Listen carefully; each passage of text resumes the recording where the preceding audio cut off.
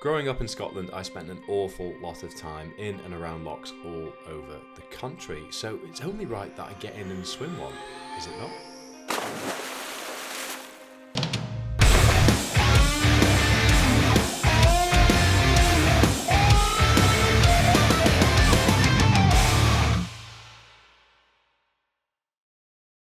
Hello everyone and welcome to another video, and welcome to Loch on a sunny, surprisingly, very rare around here, day. So as you can see, there's a fair amount of equipment around me, and that is because Loch is a bit of a tourist hotspot as the summer holidays. They've ended today actually, so we should have this all to ourselves more or less. Yeah, okay, well that's good news. But normally it's very, very populated around here because it's about an hour and 15 minutes from Edinburgh and Glasgow, and we've got places like Loch Water Sports Centre who are kindly looking after us today, equipping people with the ability to act like they are on holiday in Mallorca, when in fact it is less sangria and more single malt, and as a nation we tend to drink a bit more of it than our Spanish friends do, which is a whole societal conversation we won't get into, but nonetheless, I am looking forward to this. It's going to be my longest open water swim to date. I would also massively appreciate if at any point you do enjoy the video, you drop it a like and make sure that you have subscribed down below, and any thoughts, feelings or questions, stick them in the comments. But in more exciting news, we have a boat. And hose.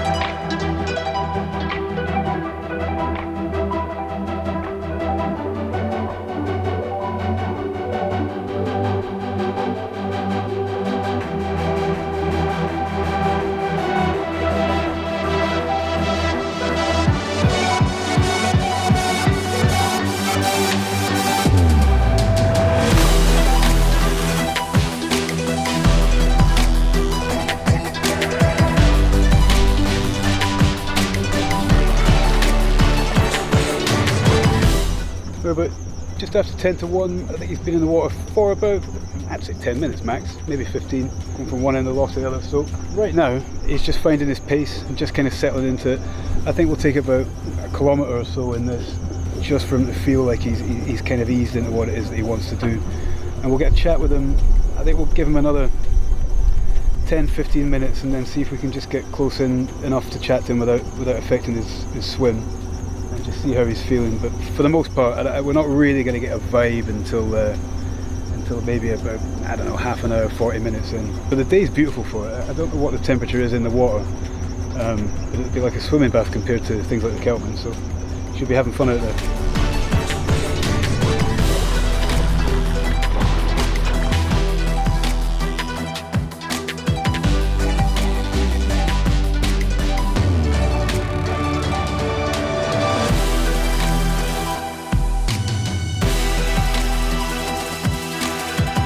Just past a kilometre down, and he's really moving very smoothly.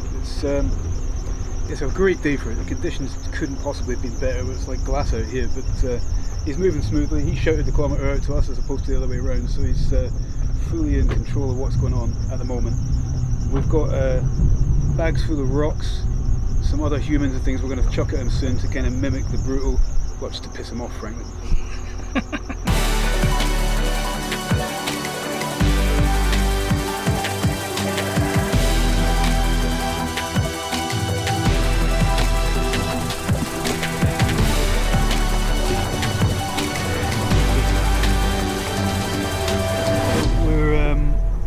We're just closing in on an hour out on the water now.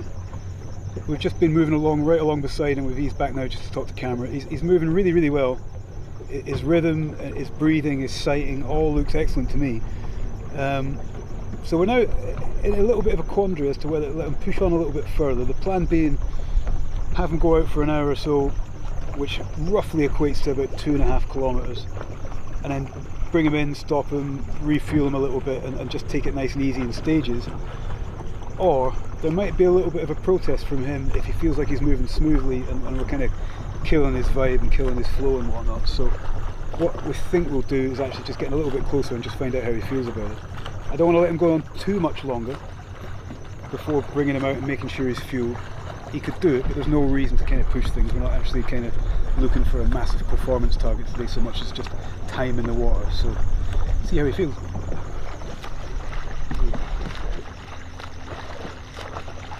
Nah, iron distance and then I'll stop.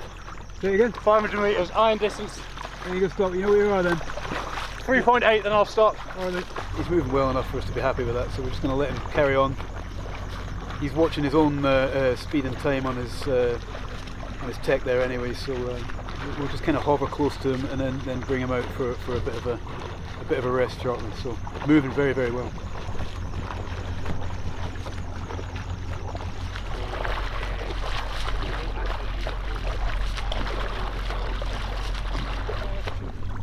.8k done, Ironman distance in 1:13.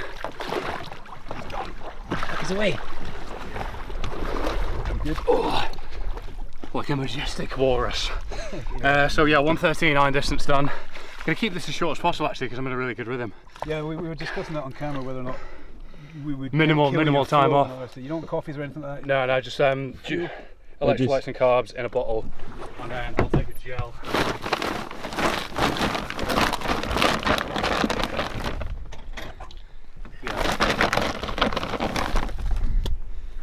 Yeah, I'm just gonna keep the watch running, just keep the elapsed time, and then just crack on. Like. You're looking good though.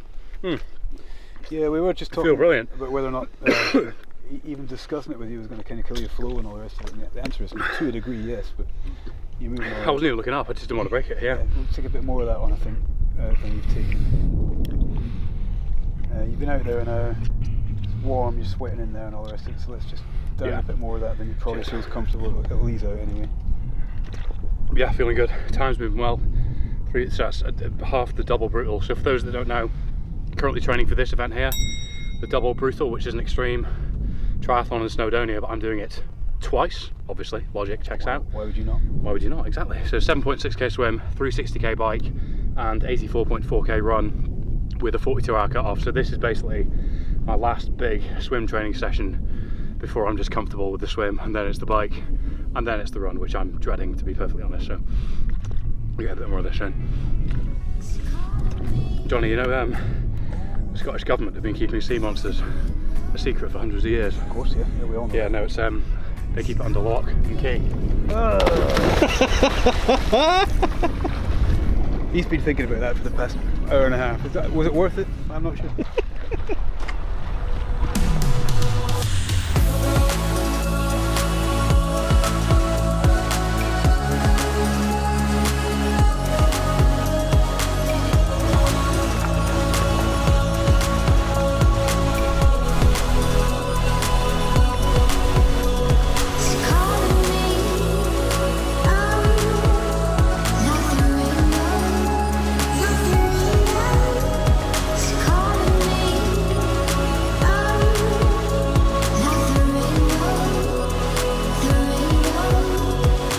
At the moment, just timing his stroke, because he's wearing his own tech out there, and because we're kind of manoeuvring back and forward in the boat, and also there's a little bit of variance, he's not going in an absolute straight line.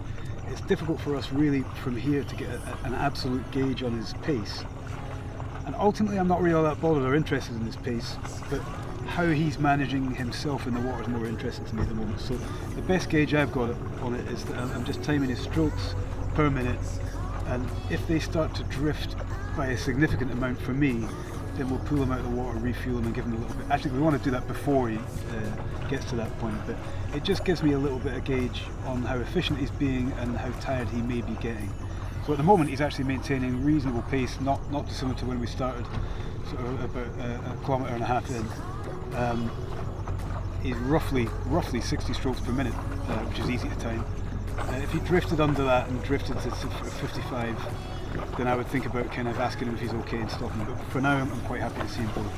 So that's the best gauge we've got at the moment, and it's a pretty useful measurement.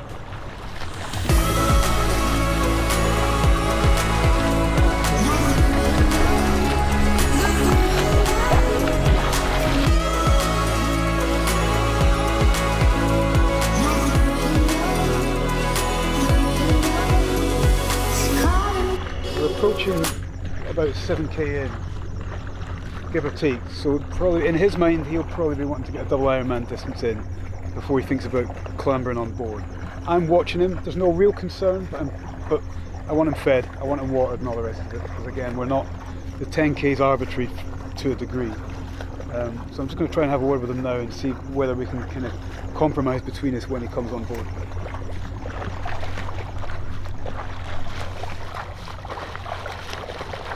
What's your distance, Fergus?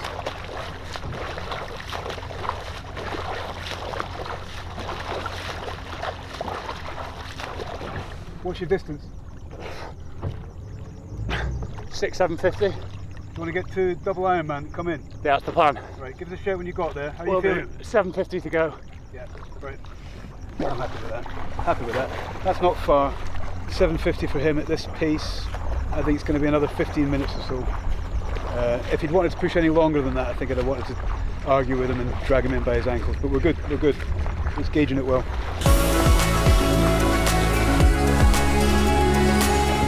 I think I need some energy. Wow. Cheers. Oh, squashies, please. Oh, squashies. Goodies for you.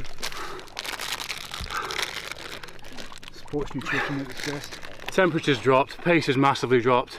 I don't know why, I feel like I'm just getting lazy with my stroke. Like I'm losing focus, I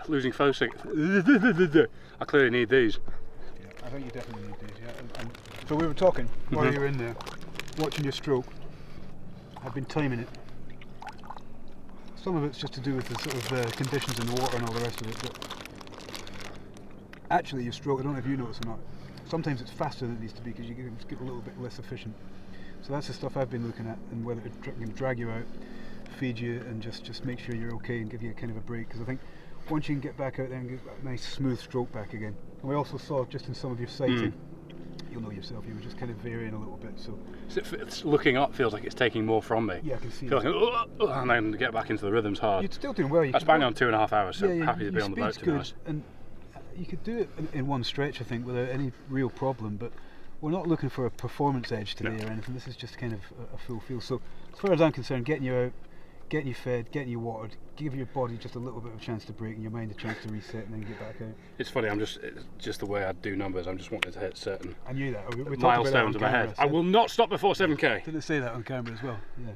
I'm so predictable. 7k would be, well, it's like anything. You've got performance markers in your mind, whereas I'm looking at it from like efficiency markers, and I think These are delicious. Yeah, I think we've compromised somewhere in the middle there, haven't we?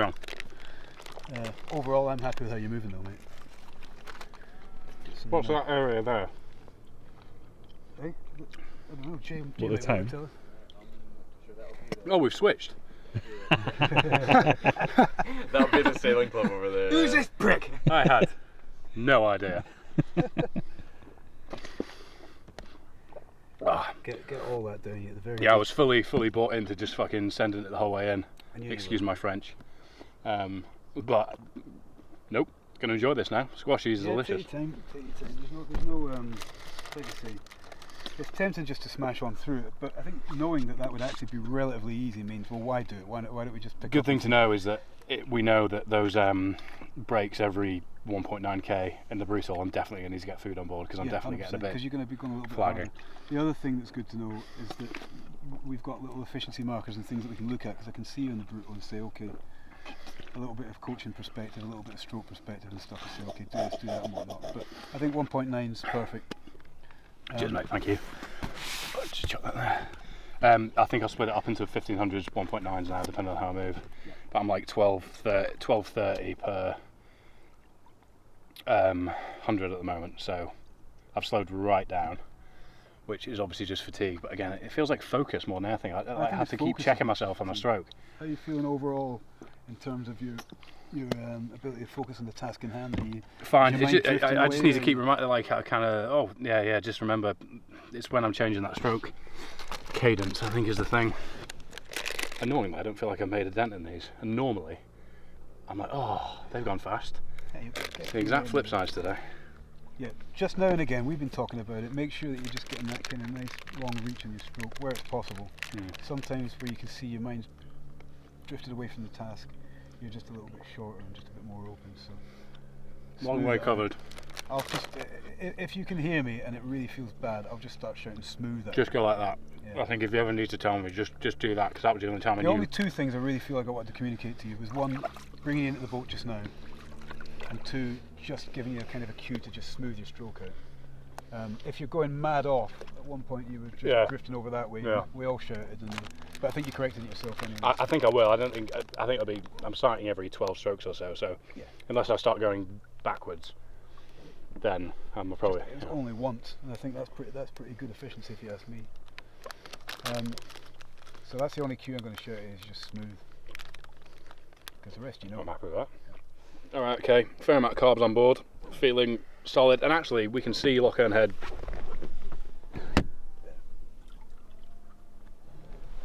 There. Oh, this stupid facade I'm going to continue to maintain. Johnny asked me my favourite musical genre. Fergus, what's your favourite musical genre? Lock and roll.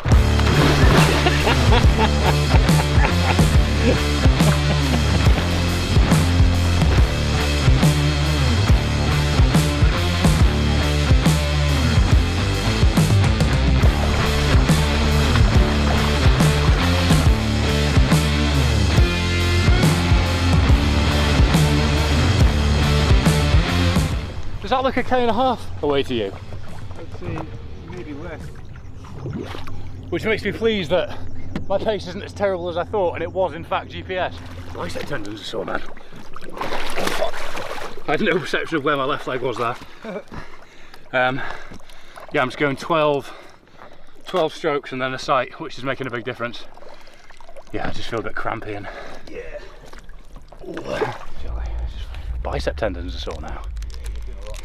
Our estimations imply that the GPS has in fact been a little bit sketchy, which is good because I was alarmed at how significantly my pace dropped off. So it's good to know that some of it was in my head. Obviously I'm very fatigued and I am slowing down, but that doesn't look like 1.5 kilometers away, which is what my watch kind of has us coming in at, but the lock is 10.5k, so from the bridge to there it's 10.5k. So frankly, I don't care what Garmin says. Just since you came out at the double Ironman mark, you've just eased your pace off. Not your pace, sorry. Counting my strokes. You've eased your efficiency off. It's focusing on something. Yeah, they're much smoother.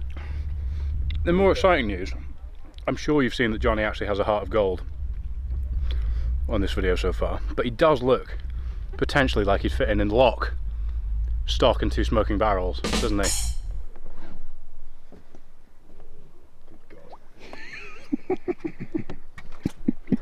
If the milk turns out to be sour, I ain't the type of pussy to drink it. You may notice I have a lot of time on my own. Said that before. Get off my boat. It is better on the boat, I've decided. That's the conclusion we drew. Video here? 30 seconds in. 30 seconds in. Oh, this is brilliant. This is better than what he's doing. We've got a pint. Tenants? Oh, we tried. We were going to go tried. back for beers. You tried to get beers? No. How? Mate, Yeah, who are you asking? Okay. Yes, we tried to get beers. I would have done the same. Did you get beers? No, Because now would be a good time for a beer. It'd really calm my stroke down, wouldn't it? Yeah, it was Oh, that hurt. I'm going to be able to curl for weeks. Oh no. Alright, I'm going to keep my goggles on this time by just entering the water as normal. Psych, no, I'm just kidding. Alright, definitely, I'm going to do that. Oh god!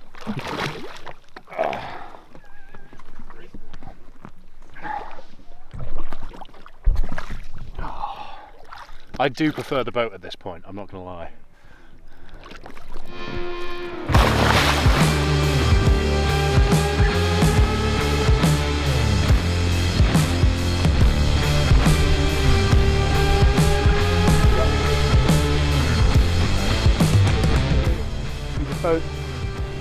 Fergus!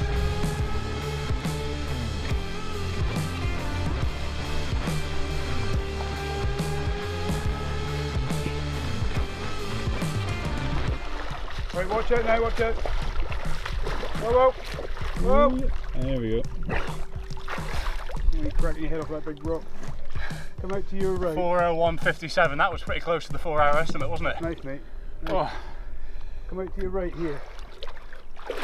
Okay, just over some rocks and then out where I am. Going through that way. After all my complaining about the GPS, it actually wasn't that far off. So it turns out I did just slow down, eh? Oh, You've done well. I'm happy with that. I'm happy with that. Do you want to go and sit at the pub? You want a pint? I'll have a pint. Yeah. Yeah, I'll have a pint. Remember how I mentioned that whole societal thing about Scotland and drinking culture earlier? Well, when in Rome.